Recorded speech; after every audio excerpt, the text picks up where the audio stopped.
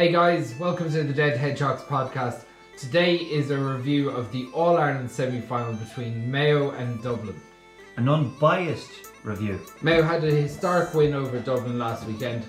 We won't get ahead of ourselves as Mayo people, but we are going to address some of the comments from the former Dublin panel. Of course, as Mayo people and Mayo supporters, we need to keep our feet on the ground and remain, realistic and unbiased in our opinions.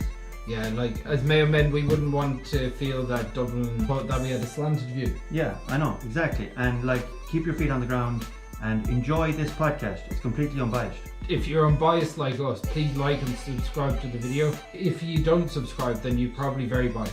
Yeah, you're definitely biased, not like us. No, definitely not. No, we're not biased. 100%. No. See you later, guys. Good luck.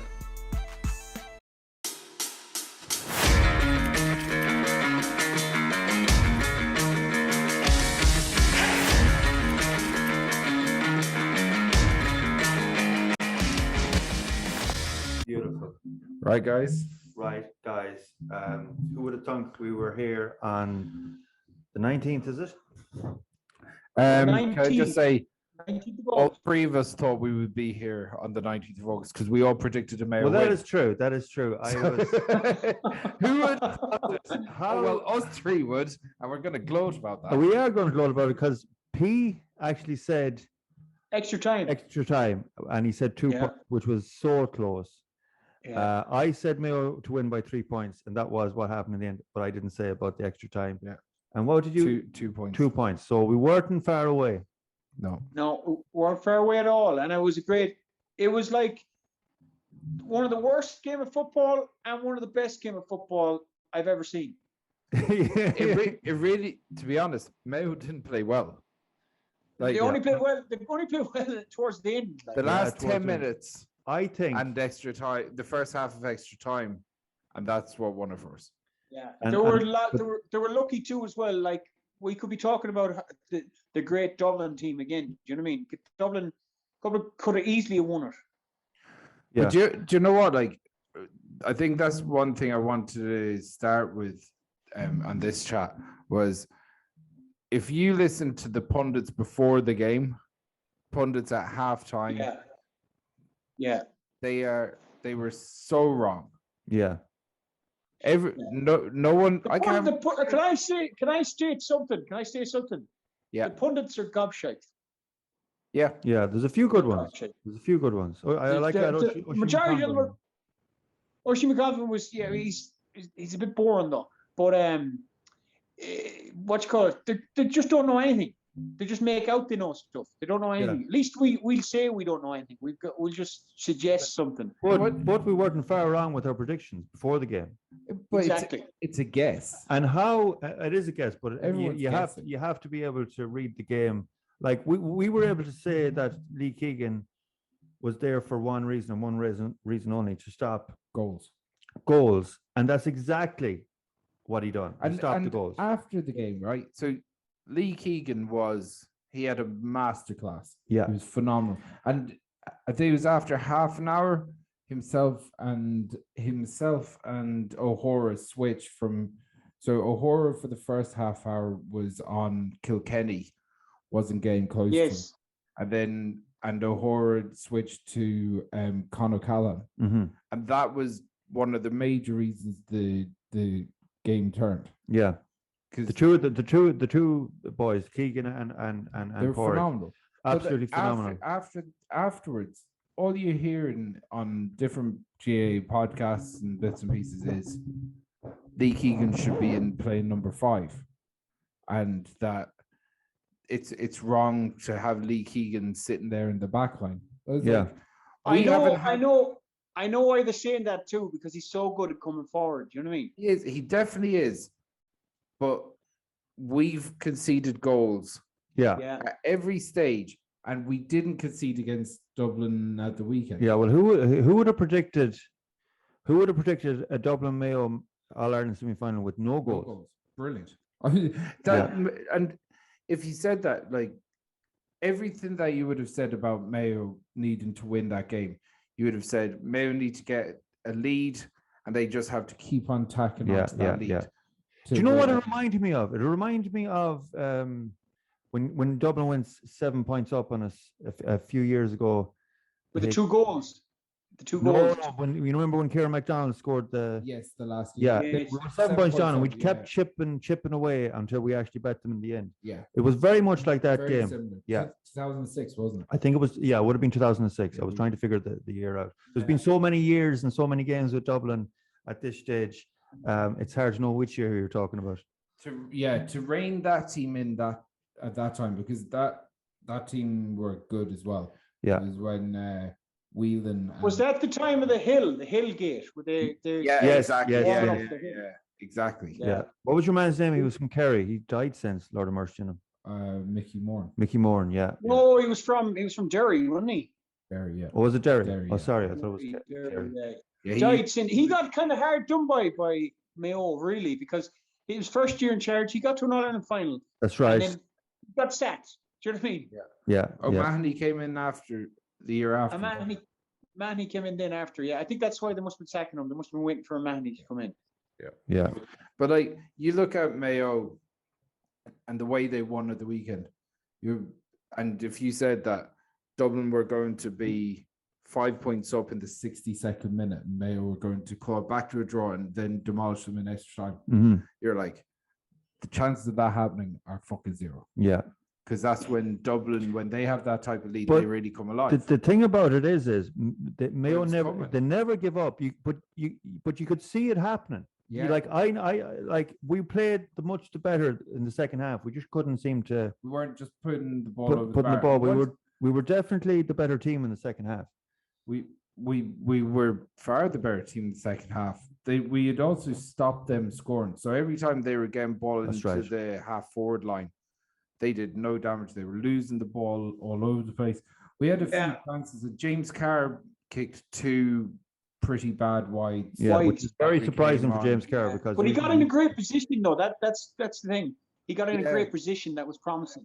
Do you know what I mean? He Yeah, wasn't was- afraid he to was kick. getting into the positions, and it was like we could actually do this if we just get a string of points together. 2 or 3 points together, and I think a major, it was a massive call, and I think it was another turning point in the game was taking off Aidan O'Shea, because what happened there was Dublin had accounted for Aidan O'Shea for the whole entire game.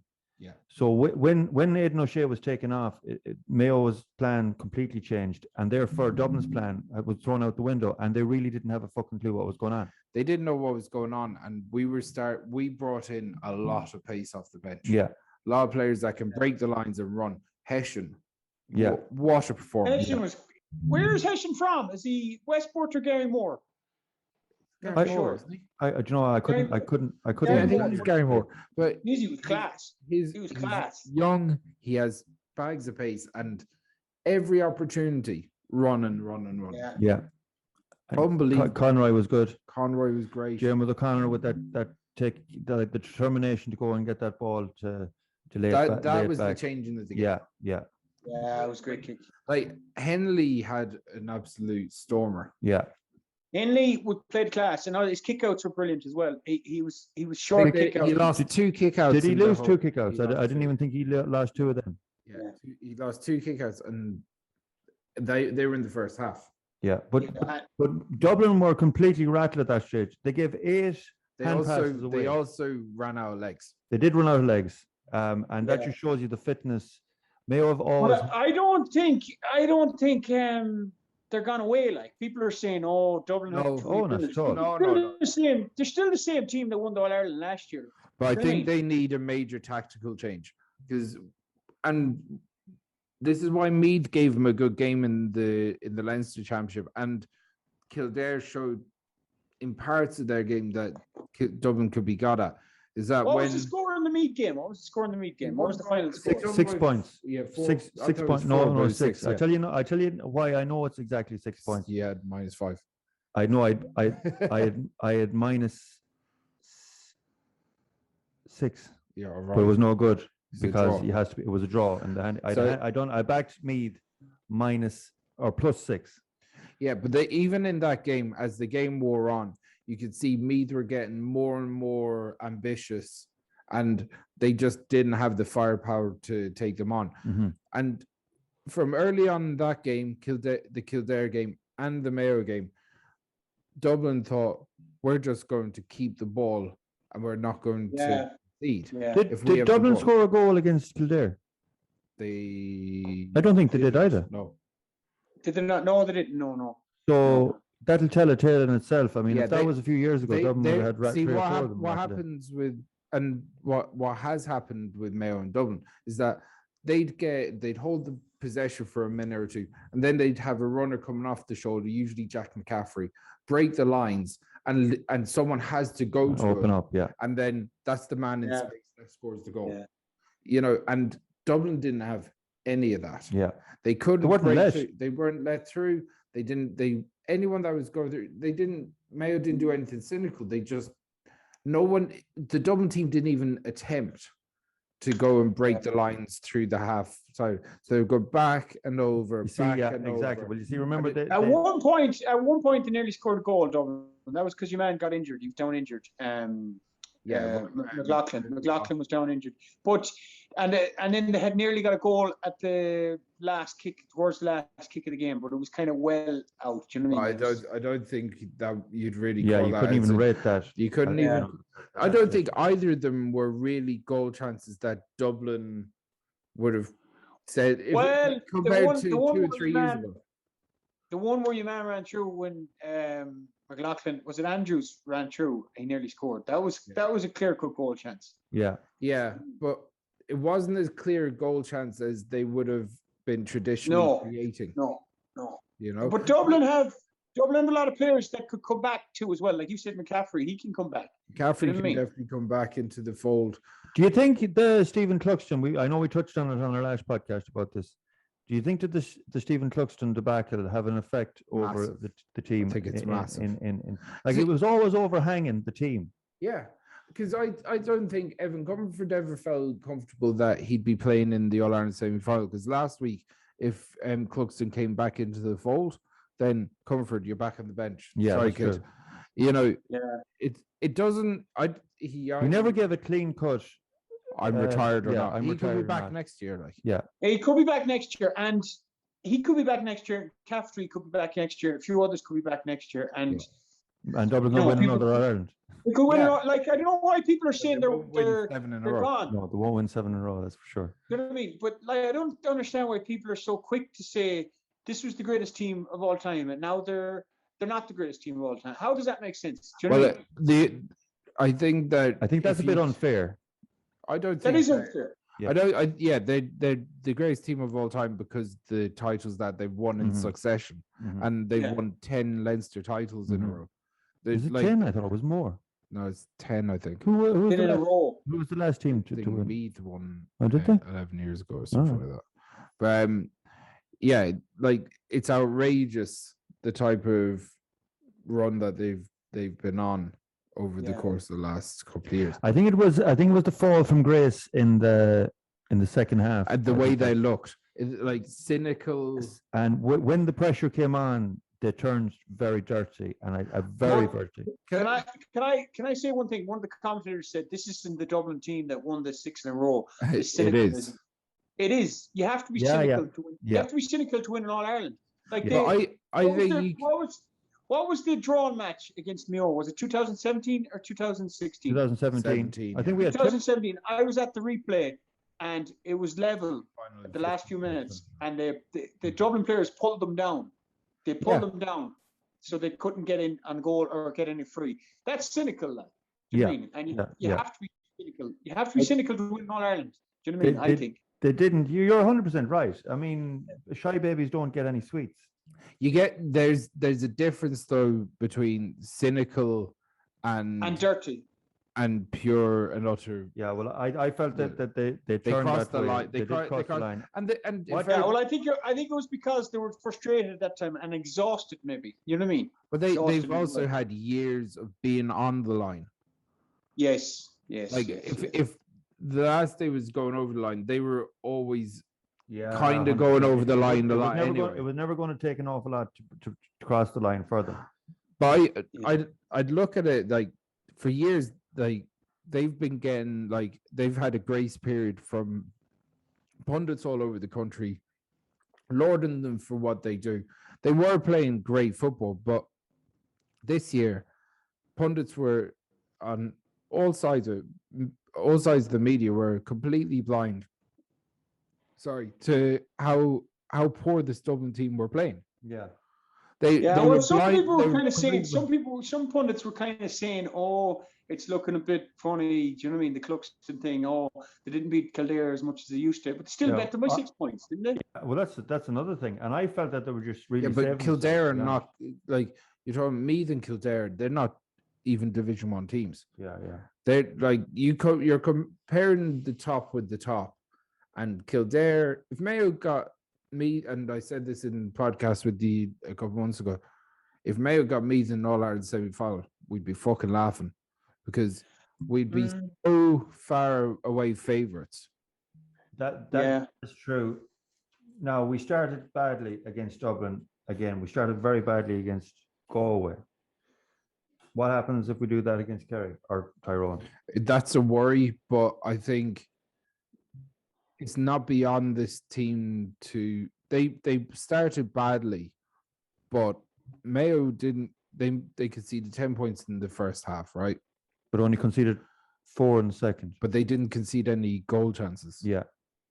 Yeah. So even and against Galway, our problem was that we conceded a couple of goal chances and we were 6 points down at half time. Mayo, you have to take game by game. Dublin were the team that we were most worried about when they go forward into that forward line. All of them could score goals. Yeah. Hey, it'd be some crack if Tyrone came out and just hammered Kerry. It would, and you know what? It's not beyond the realms of possibility, just like Mayo beating Dublin wasn't. But I think it was more likely that Mayo beat Dublin than Tyrone. I think it'd be some crack if Tyrone bet them though, and it could happen. I'd be ashamed of them for them because my grandmother was from Tyrone, obviously, and it's my second team. She was a big Tyrone supporter. But I can't see how, like, let's put it this way. I don't see Kerry taking them lightly. No. Which would have to almost happen for Tyrone to beat Kerry. Yeah. I think Kerry have to take them lightly and have a really bad off day. Yeah. You never know what can happen in all You never know, and you definitely never know with Tyrone. And the only thing is, if Tyrone beat Kerry, we've a great record against Tyrone. Yeah, but like, and I'm saying that on the evidence of watching the championship this year, I don't think look at Kerry. Look at unbelievable going forward. Look at the Munster Championship and look at the Ulster Championship. Yeah, Tyrone are bloodied and battered and ready for war. Do you know what I mean? And I think that's very true, Pete. But I also think that when you look at both championships, if Kerry were up playing in Ulster, would they win the Ulster Championship easier than Tyrone do? I think they do. I think they go up there. They mightn't even win the Ulster Championship. I think they walk it, to be honest. I don't they're think so much better going forward. I don't know about that. I don't think they would. I don't think they mightn't even win it because they'd be battered from the first game, and then there's so many games. What is it that makes that particular province? Just is it the history of it? I don't. But like, if you said about Mayo's record against Tyrone, we would have no fear of them. Yeah, but they're not producing all scoring forward lines or attacking half back lines. They just have a different way of playing football in Ulster. Yeah, it's obviously been successful. It was successful through the 90s and it was successful in the 2000s.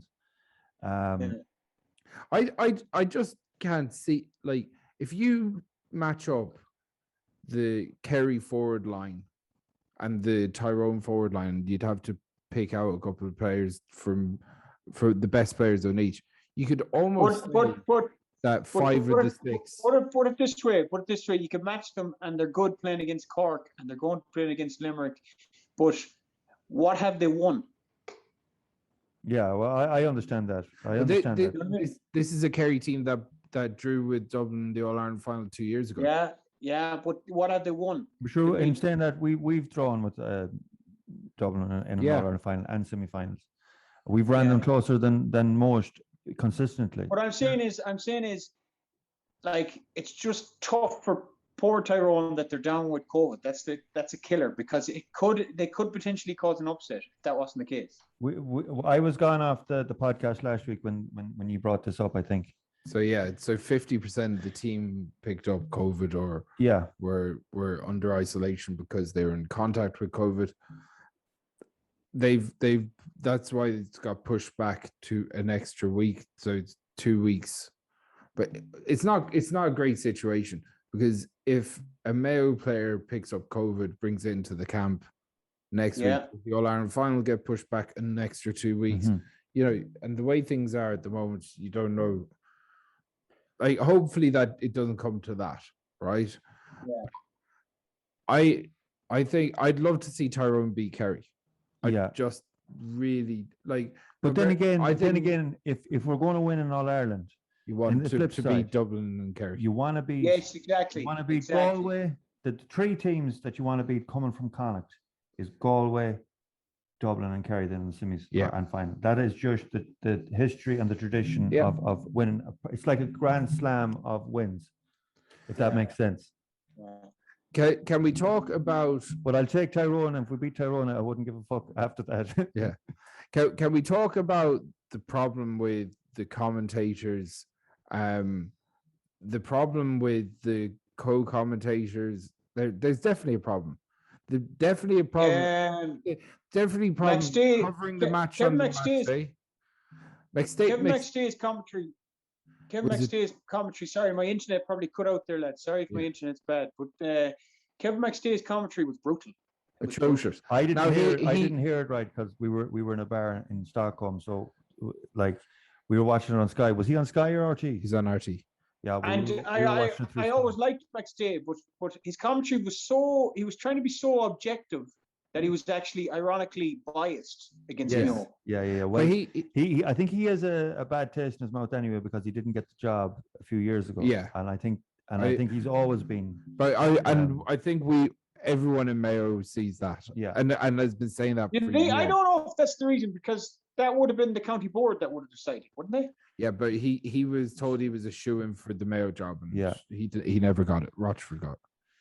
Yeah, but I don't think it's that. I don't think that's. But that's not the first time. That's not the first time his commentary has been atrociously bad. But it was atrociously bad where it was comical because it was so obvious that it was so bad. He came out the next day and said apologized. Yeah, it was so bad that he said his commentary on the John Small incident where he broke Owen McLaughlin's jaw was wrong, and he apologized for that. But that wasn't the only incident that he was wrong. No, that wasn't the only. He was wrong. But like anyone could make that mistake. Anyone could make a mistake when you're commentating because it's so fast. Do you know what I mean? It's so fast, and he's watching. He's not watching the screen. We're lucky enough to watch a screen. But he has a screen in front of him. Does he have a screen in front of him? Does he? Yeah. Okay. They all have a screen in front of them. So they get replay after replay. But like the other side of it, he said that the replay didn't come through because it was a bad challenge. Well, if it's a bad challenge, then if it's not showing you the replay, you know it's a bad challenge. He's still face down in the fucking dirt there. Yeah. It's like there's no excuse. Apart from the challenge being atrocious and bad, and you can argue whether it was intentional or not intentional. It's definitely a red card. It's to the head. It was a completely mistimed challenge. At best, it was a mistimed challenge. But for the referee to continue on playing the game, knowing that the player, but you could tell straight away by the way the player went down that he sparked out. He is fucked. Yeah. Yeah. And they played it for played on for 20 seconds after that. Like. He must be concussed as well, is he? He's severely concussed. Yeah. He's definitely concussed. I heard as well that he could be back for the final. Now I don't know if I always thought. No, I can't see it. I thought his jaw is going to be wired for the next. Like I can't see him. I thought your jaw had to be wired for 6 weeks. Yeah. I can't see it. Yeah, I can't see it. How will he train? How would he train? And how would he have the confidence to play after an injury like that? And maybe he might have the confidence to say he put his hand up, but when he gets out there, it might be a totally different operation. I don't think it would be fair to put him in that situation. Now, in saying that, wouldn't he be a great impact sub if he was fit? Yeah, he's got pace. He's no fear. That's for fucking sure. Anyway, but like this idea that like, because I've listened to a few of the podcasts that have been out since the match, right? And they've had a stream of ex-Dublin players come out and they defending John Small. They first of all, they're outlining the abuse that John Small's gotten post-match and some of the abuse that Philly McMahon has gotten. Why is Philly post-match. McMahon getting so much abuse? Because he was acting the prick on the pitch. I don't know. Oh yeah, I heard that right. Yeah. I'd say like. Why was he getting abused? What? First thing that he did and the camera caught it perfectly. He had just gone to, I can't remember who his stand was like, straight away pinching. You know. Yeah. I seen that. He was pinching your man, and then your man started pinching him back. Was it Carr or something? Was it? Or Flynn, was it? Maybe it was Flynn. Yeah, he started. Flynn had a good impact as well. Good impact. Scored a good point as well. But like, I think there's a bright future for him if he can get the head straight. So we're definitely not condoning anyone that goes out and abuses someone online and says, like, apparently there was some tweets or whatever directed at Philly McMahon and they were about his brother and stuff like that. That's there's no need for that. Like, there's no need for that. There's no need for that. That's obviously at the spur of the moment. Like his ears would have been reddened with the shouting that even I was doing. Yeah. And it's simple. Like when you're going. But online, at the end of the day, exactly. Yeah, that's calculated. That's calculated. You know what you're doing. It's different. Like if you're in a match environment, if you're in the pub or whatever, sometimes you get a little bit away with yourself. That's going online and tweeting something that a Philly McMahon would be wrong. On the flip side of that, you're in the public eye. You've won 6 All-Irelands in a row, and you do something like that. You are going to get some. You know, you have to. You have to know. Let's put was what. But like, listen, would he not have done that? Would he not have done that for the first 6 All-Irelands? Like, yeah. It would. Let's put it this way. What's the big deal? Like, did he not do that? Paul Flynn and Jared Brennan and these lads that have come out defending these lads, they were nowhere to be seen, and there was no complaints in the first 6 All-Irelands when these things had happened. And remember Donny Vaughan getting so much abuse when he got sent off. Of course, you know, probably he got death threats. He got death threats. He got his house window smashed or his premises, one or the other. Yeah, you know, he actually don't quote me on this, but didn't he not swap clubs over? Yeah, he went. You know, he went back. Well, he went to Mitchell's. He went to Mitchell's from Ballinrobe over. Yeah, but I think that's different when it's in your own county. I think. Well, let us not forget, and this is nothing to do with this at all. Let us not forget that Mitchell was a slave owner. Yeah. As an important, we've had this conversation. Which I couldn't believe. That was a around slave the time. owner. We had this conversation where we were like BLM when it was over George Floyd. Are you being a traditionalist? You want to celebrate Mr. Mitchell? Well, look, I'm a traditionalist. So they should change the name. Change the name. That's beside the point.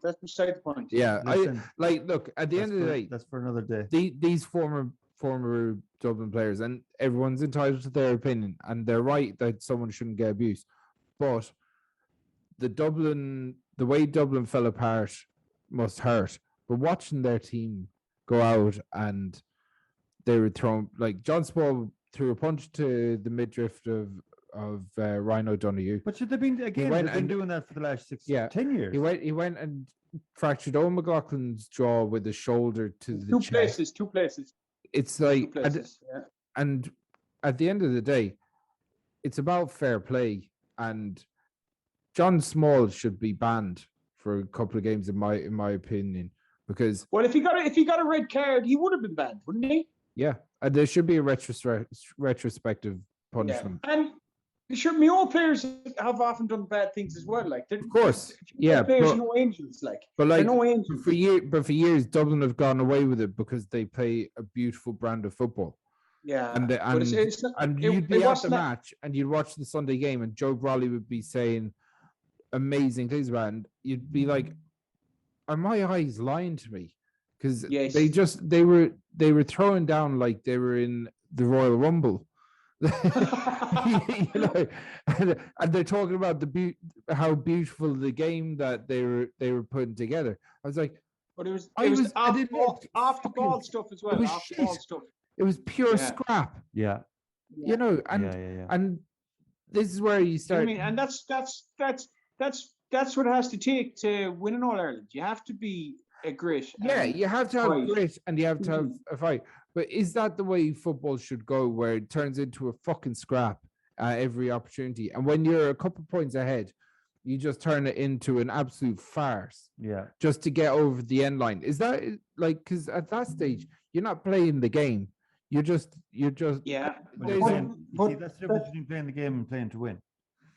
This, you know, and I would have taken for one All Ireland, being a Mayo supporter, I would have taken playing to win for at least one of the years. Yeah, but is it good for the game? And is it good to inspire other people to play the game? I know.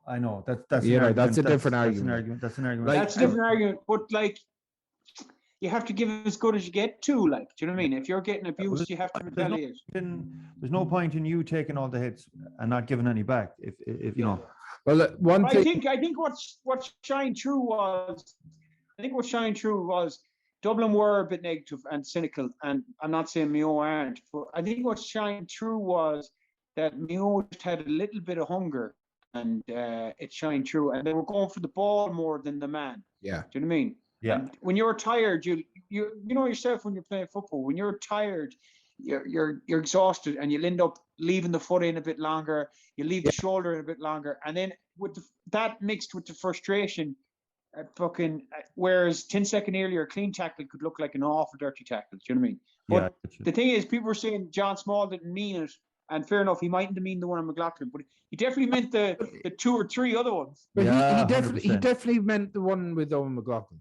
He went in. Well, you don't know that. Him. You don't know that. Well, one thing for 100% I do know is that he went into her Owen McLaughlin.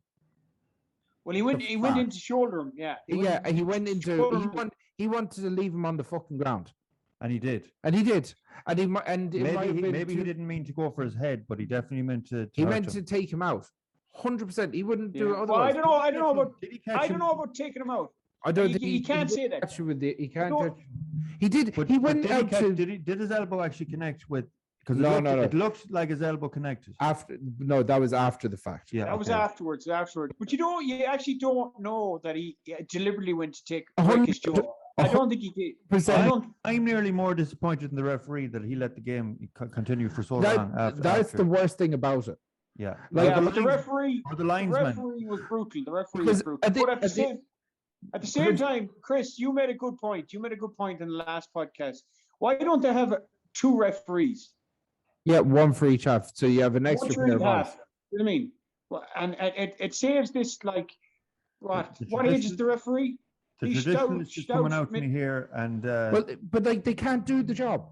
The game's well, I know it is. Like the game's not the same as what it was in the 70s. It's fucking 3 times as fast. Yeah. Well, the players are 10 times as fast. It's 10 times as fast. The fitness levels of the players compared to the fitness levels of the referee, he can't get up and down the way. Yeah, that's what she said last night. Oh, but listen. Like, why do they have like a referee that's of an age, and they're expecting them to keep up with some of the best athletes in the country? Like, do you know what I mean? They should have 2 referees, if not 4 referees. Yeah. Now that you say it like that, now to say that the sideline, that guys, you're probably right. Yeah. The sideline.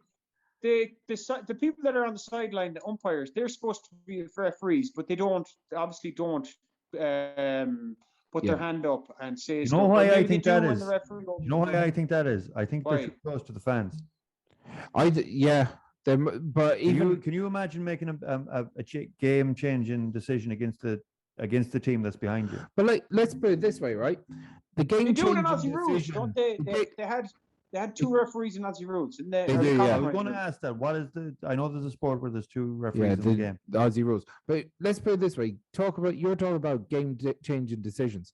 There was a game changing decision in there. Owen McLaughlin was laid out from what should have been a red card. The game was played on. If Dublin take that goal chance, they've extended the game to an 8-point game. Yeah. And that is unassailable. 100%. So and the sucker punch of and then then he's off. They wouldn't be talking. They wouldn't be talking about Dublin's loss or Dublin's fall. They'd be talking about the greatest football team of all time. Yeah, you're right. All-Ireland final. And John Small's red card gets glossed over. Yeah. But the thing is, you are right. I mean, this is one of the greatest teams. Like, and no Mayo man that watches the game over the last whatever amount of years should deny that. Well, I think if this Dublin team isn't where it was, Mayo win 3 out of those. That's true. That is true. We're the greatest.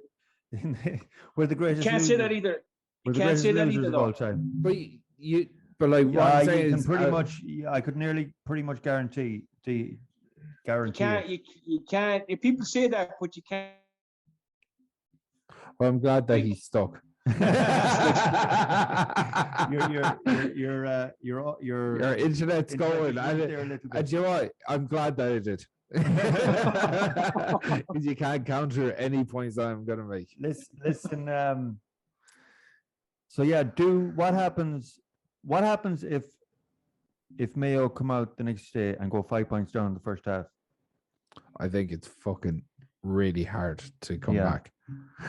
I think you just don't know with this team. But like, are you giving Kerry too much credit? Well, I think people are, to be quite honest with you. Like Kerry lost to Cork last year in the first round of the was it the final? Yeah, but if you look at the conditions around that game, you could say that the conditions was the same for Cork as well. Yeah, but you're talking about not like, would that have happened in a regular championship? It wasn't a regular championship last year. No, Mayo had a woeful bad league campaign. Then because of this break, they got a break themselves in going through the championship the way they did. Mm-hmm. I think Kerry had the opposite. They played Cork in the first round of the championship. They came in cold and they were terrible. They were really bad. They played the same type of football as Cork, and then they just fell apart. Now, if you watch the first 10 minutes of the championship game between Cork and Kerry just gone in the Munster Championship, the first 10 minutes, you would have said Cork looked like they could really give him a rattle here. Yeah. And then by 15 minutes, the game was over. Kerry were... Kerry were watching it after the conference. That was after the Cork or the Mayo goal again. So you look at Kerry, they've got a deeper forward line than they did last year. They were kind of relying on Davy Clifford last year. Now Paddy Clifford's come into the fray now as well. O'Shea's come back into that half forward line. Spillane looks like a different animal. I don't know. I still think these guys are we have better. I think man to man we're just as good. I think we're just as good, and I think that we can beat Kerry. But I think that the way that they want to play football isn't the way that Dublin were going to play football. We have to change it up. Yeah, and it might suit us better. Well, it'll definitely be, in my opinion, it's going to be a better game of football. I hope so. Mayo have to play better. They have to start off better. And they could possibly come out and literally blitz Kerry, straight away. And people don't forget, Mayo have beaten Kerry in the league final in 2019. That's right. And they So the thing is, you can never write this Mayo over the last 10 years. You cannot write this Mayo team off. Like if Mayo, and there's new blood now as well. Like a lot of those players that have kind of come through now, a lot of them were in that league championship win. That's right. Not last year, the year before. True. It's not that long ago. They know how to win silverware in Croke Park, if nothing else. First thing I mentioned to this in the beginning, I want to give a big shout out to Pádraig O'Hora for getting man of the match. We had Pádraig on in a podcast how long ago, and what a guy! And he can come back again if he wins the All Ireland. Yeah, well, I've already. Only if you win All Ireland. I've already heard that part. The next day, I said, "Listen, we want you on a podcast when you have an All Ireland in the bag." So, hopefully, pressure's on now. He got it on with Sky, didn't he? And no, with RT and Lee Keegan got it with Sky. You know, and like I've always admired Pádraig from when I watched him a couple of years ago. Just the determination, and I'm awful surprised. Oh, he's an animal. I'm awful surprised he didn't get to play against Dublin in the All Ireland at Christmas. Yeah, but again, no one knows what's going on in the background with these guys. You know, Horan seems to have a like either he's someone in his ear this time, or he's starting to make decisions that are working. Well, the other side of it is he's got a much bigger squad from the start of the year. And I think he's used the whole squad. Lot more lads are getting games. He's getting more fresh legs onto the pitch. They all look fitter and hungrier because I'd say to get to that starting 15. Yeah, there's more demand for amount of effort. And then to come in, you know that they're going to use 7 subs in a game or 6 subs or whatever. Do you think that Kieran McDonald has made a difference? Massively. I think the way that the forward line, I think he has. Yeah. I do. I think I really think. What do you do? What do you do with Aidan O'Shea? Do you start him the next day, or 100%? He has to start. Do you think? I think it's a different game. You can't judge a game against Dublin with the All Ireland final. You need experience on the pitch, and he could be first 5 minutes. The ball could come into him, could get rugby tackled down after trying to bulldoze someone. He is a threat. Yeah. Do you know what? I've been 50-50. The way you're talking there, Chris, is you'd play him full forward. You play full forward. He has to play full forward, would you? Because we have a midfield that can compete now. But he also has to learn we never mentioned Matty Ruan. I mean, what a player! What a championship he's had. Yeah. And you could tell that from last year as well. But I don't know what you play him midfield. I think I play him. I don't know what I play him full forward. I don't think he plays well full forward. He's a great player. The idea of him full forward is pump the ball into him. Get a runner off. He punches it down to the runner. Bang, goal. That wasn't happening the last year. No, but you see what happened when he went in at the square. Old Merchant went in and just sat straight in front of him. So even if he has the pace to go and pick up ball. So if they pump ball into him, that breaking ball wasn't going to go to a Mayo player. Yeah. Old Merchant was going to pick that up. But the thing is, if he's in there and he's in the penalty box and you're pumping balls into him, eventually he's going to get one. Yeah. And they're going to have to bring him down. Yeah. Or else it's a goal. And that's Mayo beat Dublin, Mayo beat Kerry in an All-Ireland semi-final on that tactic before. And we were there. But where was we were in the hill? Where was O'Shea playing when Rochford? He was playing full back, wasn't he? First game he marked Donaghy. Yeah, that's right. And the second game they put him in at full forward and he was phenomenal. He was brilliant. I remember him. Was it him that scored the goal or was it? Oh no, do you remember O'Donoghue got sent off with it? Yeah, Donaghy swung out and got sent off. He got a real shiner off that. Yeah. But another thing is, he goes, a ball gets pumped into him. He takes his mark 14 yards outside. The goals. At that stage, I think his head was already gone. He should never even fucking gone for the mark. No, he shouldn't have gone for the mark. If he runs towards the goal, he's taken down. Yeah. They tackle him. They have to take him down. I think they were afraid. I think Mayo were afraid to pump balls into him because they were afraid of losing possession, I think. Yeah, I think that's what it was. He shouldn't be in, if they're not going to use him like that in the forwards. But what I'm saying is like, okay, he had a bad game for forward, but when the balls came into him, they only hit like maybe 2 or 3 balls, and he caught the 2 or 3, didn't he? No, he did cough up possession loosely twice as well. Yeah. So I think he look. Everyone knows he had a bad game. He did not play well. Yeah. He didn't. It needed to be done, and it changed the dynamic of the look, game. he probably had 5 minutes where he was like, "Fuck it," anyway, and then he came round and he was down, warming up, ready to go on again. Yeah. He even got involved in that fracas. Yeah, and to be honest, they were all like a load of Dublin lads were giving out about that. The fracas shouldn't have started at all. If they. But I think he was trying to separate them. Yeah. I think he was trying to separate them. To separate them, to separate them. But he like a bit like Lee McHale in '96 against Meath. You're not going to miss him running onto the pitch, especially when he's wearing a yellow, high vis. Yellow vis. So Lee McHale was playing that time. You know what I mean? Well, that's true. But Lee McHale ran at the full length of the pitch to jump in and get the whole kick to fucking and then get sent off. His sending off. This without going back into a match that happened 25 years ago. Right. But like his sending off was a fucking joke. Yeah, we got our best player at the time sent off, and they got their worst player at their weakest link sent off. The smallest fella on the pitch. Meath had a massive fucking advantage for that. Yeah, we should only lost by a point. I mean, do you know the best thing? Do you remember after in the Sunday game after Spallan's commentary on the fight? Brilliant. The fight. That was hilarious. Can we add that? Hilarious. I'll find it. We might add it to the end of this. It is worth. It's worth hilarious. watching. It's worth watching. It's just that's the only bit of good color commentary we've seen from. Predictions for before we sign off.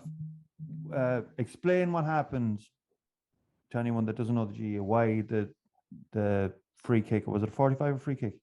So there's Mayo had 16 players on the pitch. But I thought that I've heard two different reports. One was that Mayo had that the linesman shouted in just as he was about to kick it, "Don't take it."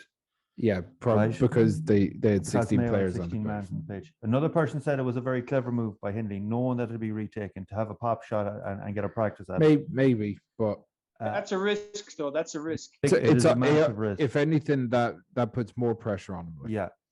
Secondly, I also was told that Philly McMahon. So that's what was said in commentary at the time. Right. That Philly McMahon had just come onto the pitch and that he walked across the side of the. That's what I thought it was. That's what I thought it was. Clarified. Yeah, it was clarified on the Sunday game. So Mayo had 16 players on the pitch, and we were having Stephen Cohen was walking off the pitch when the kick was taken. Yeah. So the linesman probably did shout to them to hold the ball. I must go back and watch it again. Remember, I only watched this in a bar in Stockholm with very high spirits.